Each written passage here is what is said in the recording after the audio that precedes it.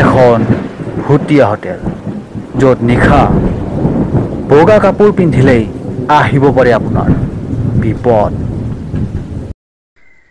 টিনা, মিনা আৰু লাইৰিনা তিনি বান্ধৱীয়ে এদিনাখন এখন চহৰলৈ ফুৰিবলৈ গৈছিল। গোটেই দিনটোৱে সিহঁত বহুত এনজয় কৰিছিল।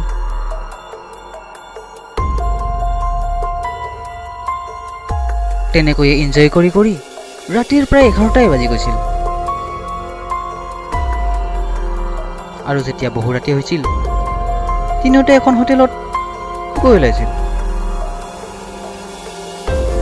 তেতিয়া হঠাৎ হোটেলৰ গাৰ্ডে ইহঁতক বাধা দিবলৈ ধৰিছিল। কিন্তু ইয়াৰ পিছতে সিহঁতে হোটেলৰ ভিতৰলৈ সোমাই গৈছিল।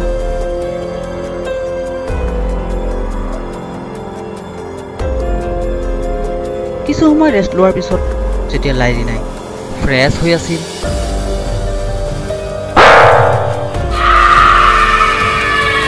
লাইৰিনাই বৰ ভয় খাইছিল।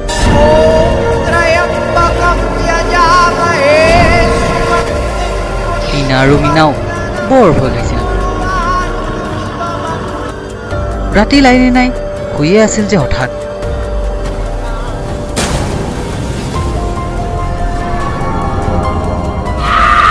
চিলিং ফেনত এটা আত্মা ওলমি আছিল। আৰু তেতিয়াই লাইৰিনাই বৰ ভয় খাইছিল আৰু ভয়ত দৌৰি পলাইছিল। আৰু সেই আত্মাটোও লাইৰিনাক খেদিবলৈ ধৰিছিল। তিনি বান্ধৱীয়ে তাৰ পৰা পলাবলৈ ধৰিছিল আৰু সেই আত্মাটোও পিছে পিছে সিহঁতক খেদিবলৈ ধৰিছিল। তেনেকৈয়ে বহু দেৰিলৈ চলি আছিল। সেইখিনি সময় বৰ ভয় লগা আছিল।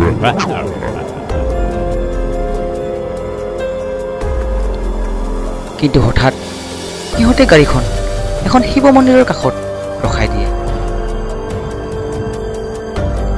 যাৰ কাৰণে সিহঁতৰ প্ৰাণ প্ৰথমপি ৰক্ষা পৰিছিল।